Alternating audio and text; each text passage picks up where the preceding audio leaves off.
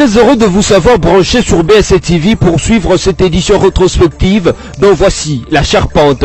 Aviation civile en République démocratique du Congo. Désormais, l'autorisation de survol et d'atterrissage des aéronefs devrait être soumise à un contrôle drastique de la présidence de la République pour des raisons de sécurité. C'est ce qu'a déclaré le conseiller en sécurité du chef de l'État François Béa dans sa lettre écrite à l'autorité de l'aviation civile AAC. Puis les Kinois attendent beaucoup de leur nouveau gouverneur, Jean-Tini Ngobi-Lambaka. Si pour certains le nouveau gouverneur doit se focaliser sur l'assainissement de Kinshasa et l'amélioration du social des Kinois, d'autres par contre estiment que Jean-Tini Ngobi-Lambaka n'est que la continuité de l'ancien gouverneur André Kimbuta et ne pourra rien faire de concret pour la ville de Kinshasa. Enfin, en marge de la journée mondiale de la liberté de la presse, l'Union nationale de la presse du Congo et l'Union congolaise des femmes des médias ont décerné respectivement le prix Lucien Tchukunku Achikunku et les prix de la jeune fille journaliste aux journalistes qui se sont distingués cette année dans leur métier. Les autorisations de survol et d'atterrissage des avions à RDC sont désormais soumises au contrôle drastique de la présidence de la République. Dans une lettre qui date du 4 mai 2019 et adressée au directeur général de l'autorité de l'aviation civile AAC, le conseiller spécial du chef de l'État en matière de sécurité, François Béa Kasongo, conditionne les autorisations de survol en RDC à son avis obligatoire et préalable. Pour des raisons évidentes de sécurité nationale, je vous informe que, désormais, toute délivrance par vous, en votre qualité de directeur général de l'autorité de l'aviation civile, d'une autorisation de survol et atterrissage des aéronefs civils dans l'espace aérien de la RDC, est subordonnée de l'avis préalable et obligatoire des services du conseil spécial du chef de l'État en matière de sécurité, notifie cette lettre de François Béa. Les observateurs avertis estiment que cette mesure est la bienvenue quand on sait que les autorisations de survol en RDC ont souvent été au cœur des batailles politiques entre le pouvoir et l'opposition. Plusieurs opposants ont déjà vu leurs avions interdits d'atterrir au pays. Par ailleurs, cette nouvelle disposition concerne également les appareils ou aéronefs de l'armée et ceux de la MONUSCO.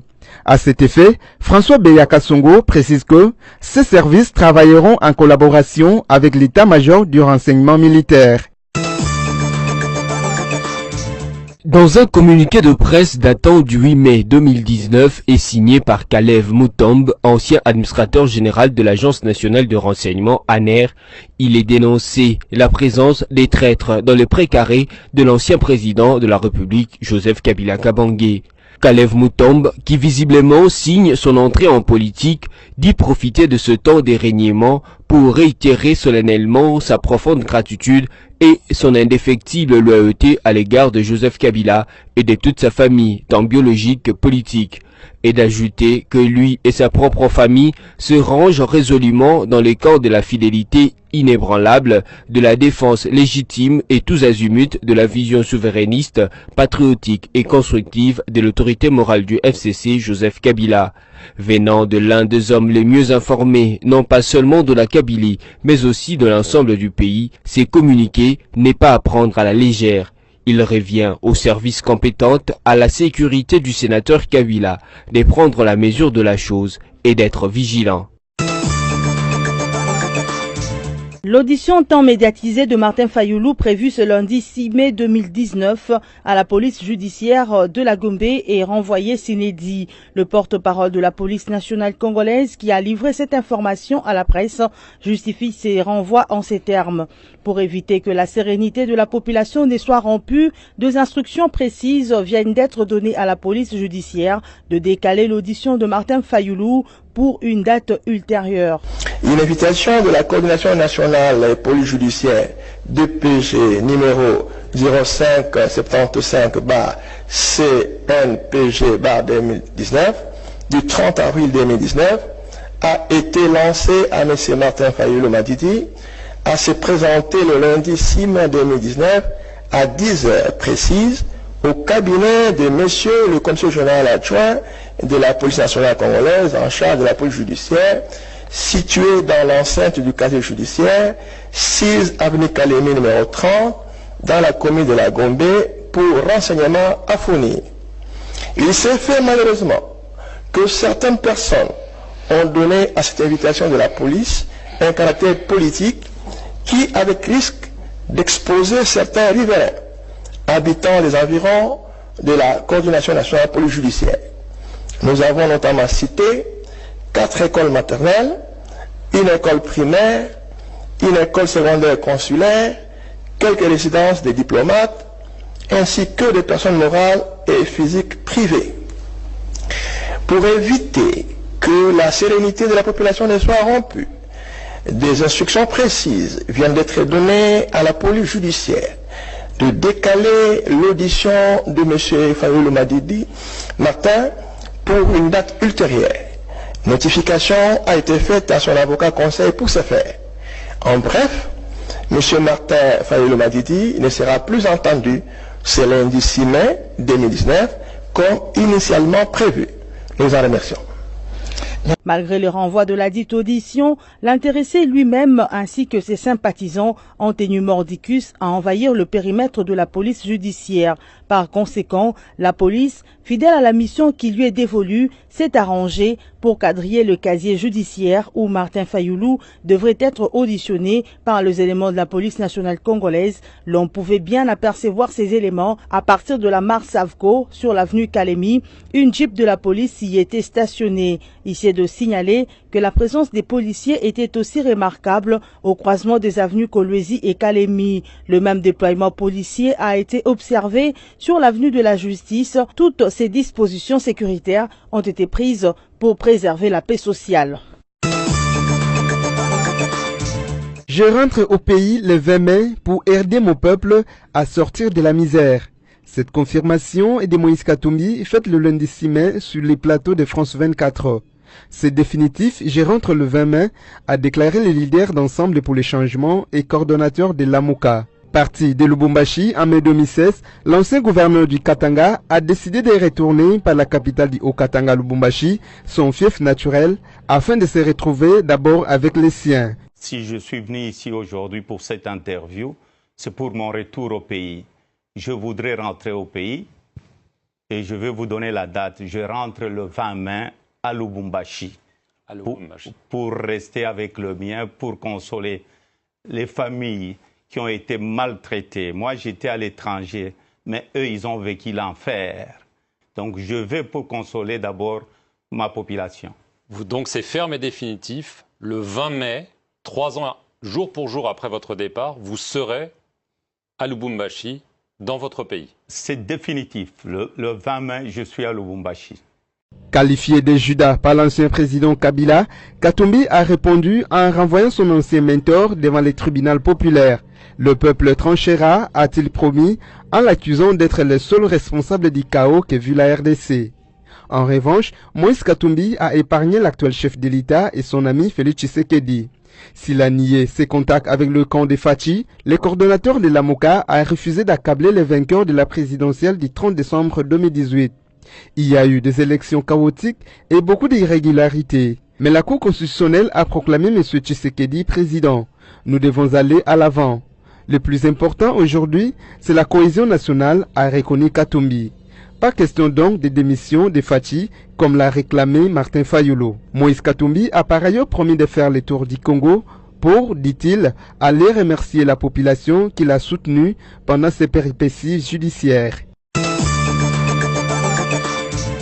Je suis venu pour consolider la paix. Némwanda Nsemi est mis aux arrêts depuis le jeudi 9 mai, affirme la police nationale congolaise. Aussitôt arrêté, le fugitif Némwanda Nsemi a été ramené à la prison centrale de Makala à Kinshasa, d'où il s'était évadé depuis le 17 mai 2017. Le numéro 1 du parti politico-religieux Bundu Diamayala était réapparu le lundi 6 mai à Kinshasa au cours d'une conférence de presse tenue par Joseph Olengankoy, président du Conseil national de suivi de l'accord Sénissa du 31 décembre 2017. Ayant pris la parole au milieu de cette conférence de presse, Némwanda Nsemi avait souligné qu'il est rentré pour consolider la paix dans le pays, travailler avec tout le monde pour reconstruire la RDC et favoriser son développement. Notons qu'au lendemain de son apparition, le vice-premier ministre au ministre de l'Intérieur, Basile Olongo, avait instruit les services compétents pour qu'il soit arrêté et renvoyé en prison. D'après le patron de l'Intérieur AI, les faits reprochés aux responsables de Boundou Diamayala sont extrêmement graves. Une effervescence a été constatée en fin d'après-midi du mercredi 8 mai 2019 au siège du parti présidentiel Union pour la démocratie et le progrès social UDPS à Limete. À l'origine de cette confusion, le statut actuel de Jean-Marc Kabound, président intérimaire de ces partis, élu premier vice-président de l'Assemblée nationale. Certains militants de l'UDPS qui avaient mis en doute fin mars 2019 le leadership de Jean-Marc Kabound à la tête du parti présidentiel, estimant qu'il a échoué à anticiper la corruption des députés provinciaux lors des élections sénatoriales. Et nous ne permettrons pas à quel moment ou à quelle minute un individu comme celui-là diriger notre parti. Nous allons le mettre hors de tête de nuit parce que nous n'avons pas eu peur de Mobutu. Nous n'avons pas eu peur de Kabila Mouzé, ni de Joseph Kabila. Nous avons combattu jusqu'à cette minute. Ce n'est pas cet individu-là que nous aurons peur. Nous allons les déloger de l'UDPS.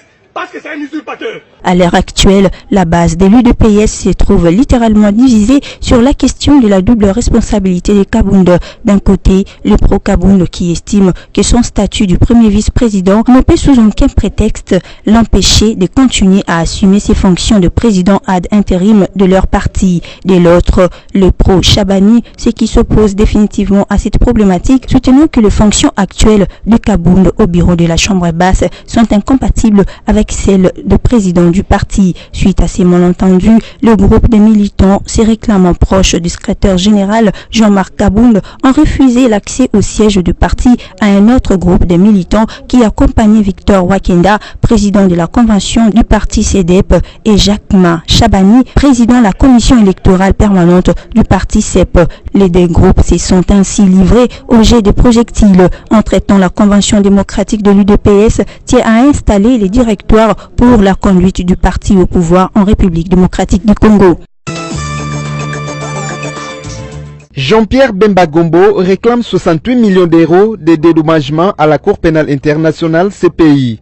Cette réclamation a été faite jeudi 9 mai à La Haye par des avocats de l'ancien vice-président congolais. Suite à son arrestation pour crimes contre l'humanité et crimes de guerre qu'il aurait commis en Centrafrique entre 2002 et 2003, la CPI avait fait saisir ses biens, notamment ceux se trouvant au Portugal, en Belgique et en RDC. Pour plus de précision, Jean-Pierre Bemba réclame 26 millions d'euros pour 16 années de prison.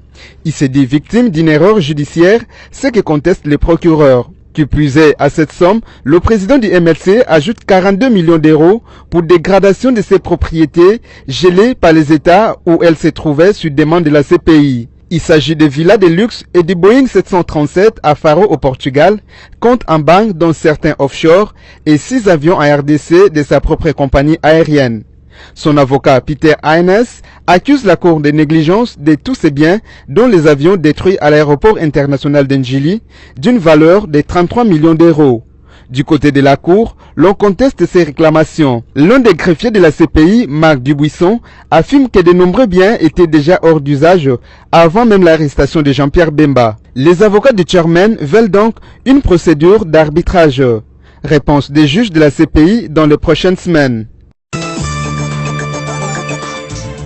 Après son élection à la tête de la ville de Kinshasa, Jean Tiningo Bilambaka est entré officiellement dans ses fonctions ce mardi 7 mai 2019 à l'issue de la cérémonie de remise et reprise organisée dans la salle de conférence du nouveau gouvernorat de Kinshasa avec le gouverneur intérimaire Clément Bafiba. Désormais, Jean Tiningo Bila a la lourde responsabilité de développer la capitale Kinshasa, chose qu'il a lui-même rappelé dans son mot des circonstances, tout en félicitant le gouvernement sortant pour l'ensemble du travail abattu. Contrairement à nos prédécesseurs qui ont fait la politique politicienne, nous comptons faire une politique de gestion axée sur les résultats, comme nous l'avons dit plus tôt.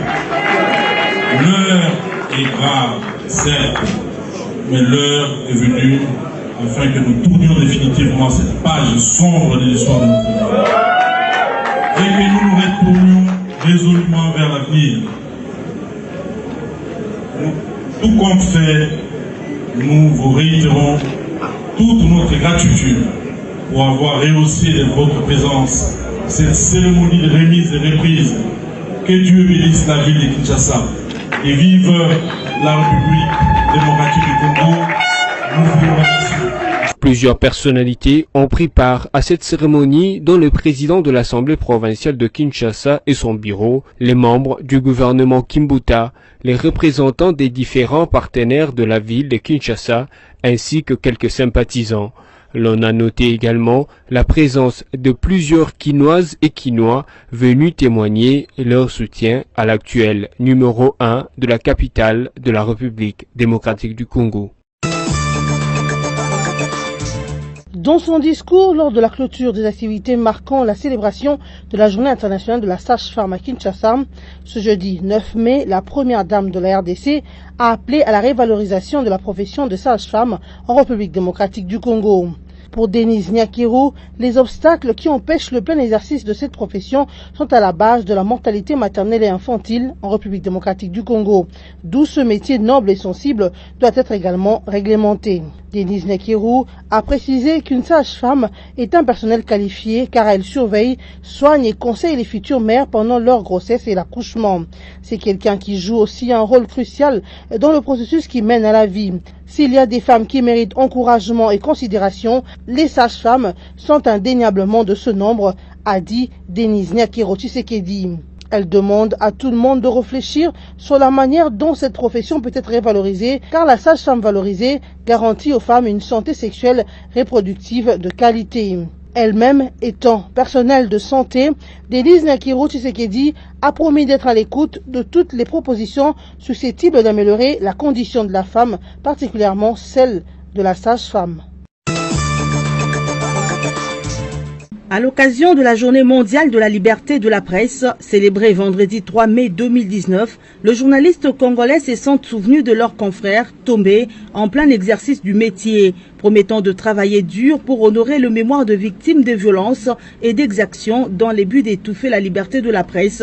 Le journaliste ont émis le vœu de voir la presse être libre et sécurisée pour la bonne marche du monde médiatique congolais. Nous saluons la mémoire de tous ceux des chevaliers de la plume qui sont tombés dans l'exercice de leur profession. C'est quelque chose de déplorable, c'est quelque chose que nous ne pouvons plus accepter. Nous nous sommes levés plusieurs fois pour dénoncer cela. Certains ont été tués, certains ont été enlevés, certains ont disparu, on n'a jamais eu de leurs nouvelles. Certains aussi sont menacés tous les jours. Et ça va au-delà même de l'appareil politique.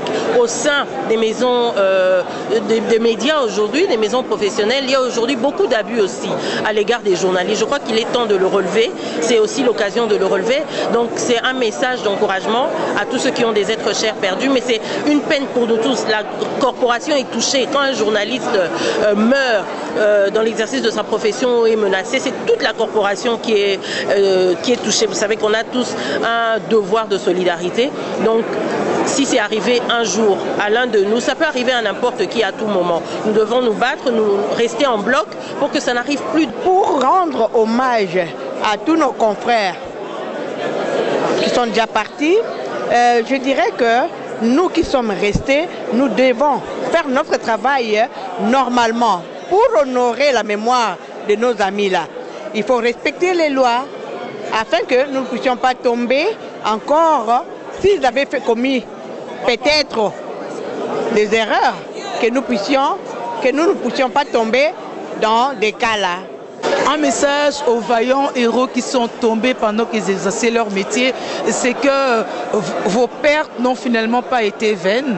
Parce que mieux vaut tard que jamais, mais petit à petit, nous sommes en train de venger ces morts, nous sommes en train de récupérer nos droits sur l'impunité, nous sommes en train de récupérer nos droits sur le manque de tolérance, nous sommes en train d'arriver à un pays de droit grâce à la liberté de la presse, parce que justement, vous aviez été des illustrations pour décrier, pour énumérer des cas de flagrance qu'il y avait dans ce pays. Donc, grâce à vous, aujourd'hui, nous sommes en train petit à petit de récolter des fruits. Donc, merci mais que ça ne se reproduise plus jamais.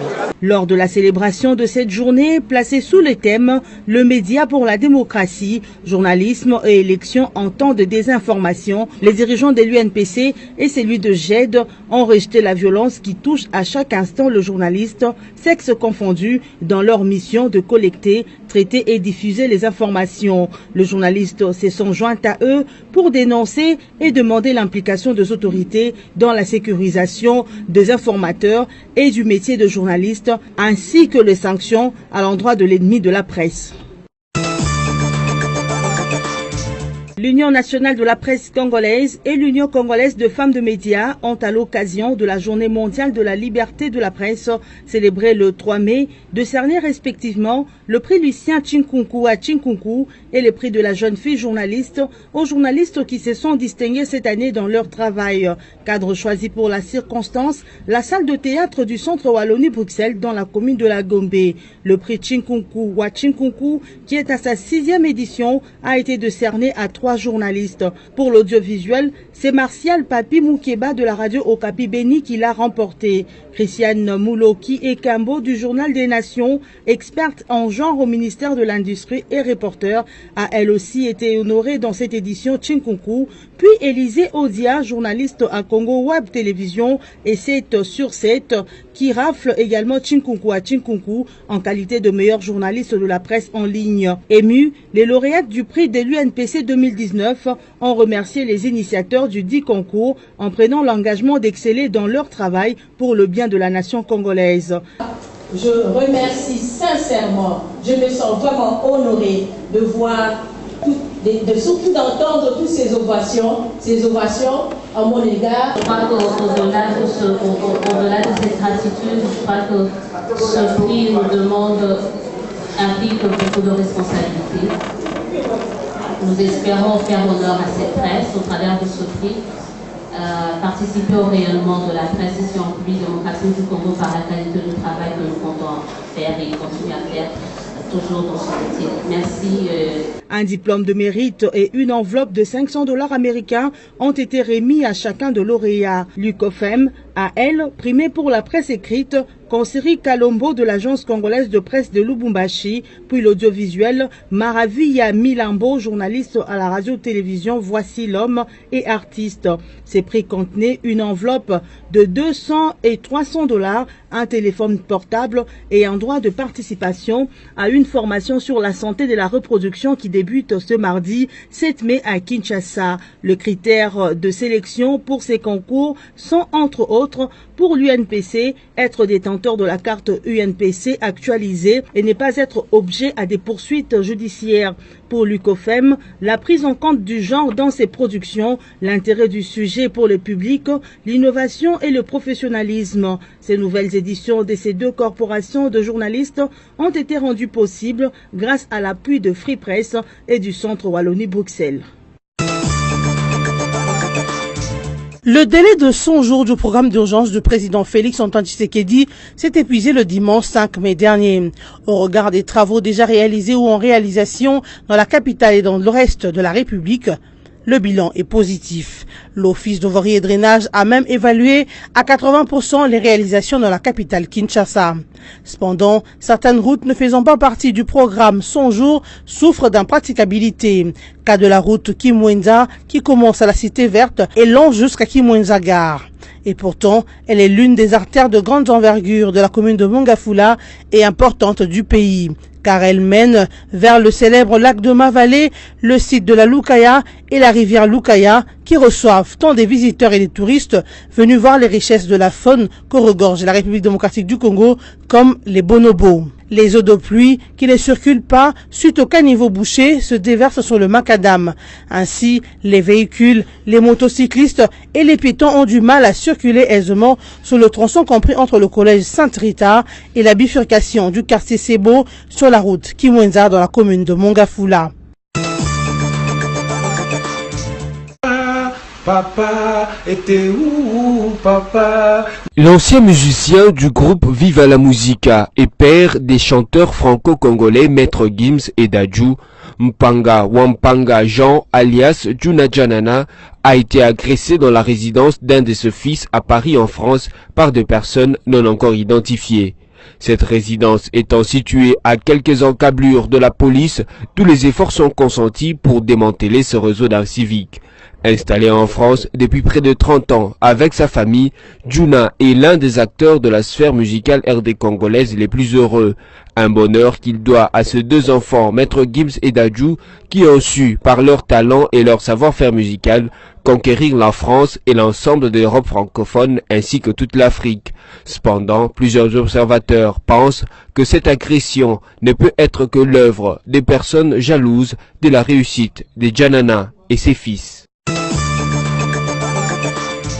Pour vous qui nous avez pris en cours de diffusion, voici le rappel de principaux titres. Aviation civile en République démocratique du Congo. Désormais, l'autorisation de survol et d'atterrissage des aéronefs devrait être soumise à un contrôle drastique de la présidence de la République pour des raisons de sécurité. C'est ce qu'a déclaré le conseiller en sécurité du chef de l'État François Béa dans sa lettre écrite à l'autorité de l'aviation civile AAC.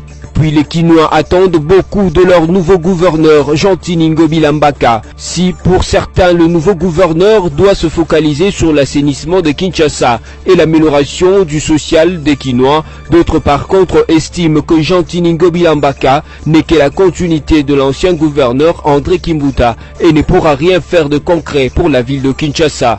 Enfin, en marge de la journée mondiale de la liberté de la presse, l'Union nationale de la presse du Congo et l'Union congolaise des femmes des médias ont décerné respectivement le prix Lucien Tchukunku Tchukunku et les prix de la jeune fille journaliste aux journalistes qui se sont distingués cette année dans leur métier. Ainsi prend fin cette édition rétrospective. Merci à vous de nous avoir suivis et bon week-end chez vous.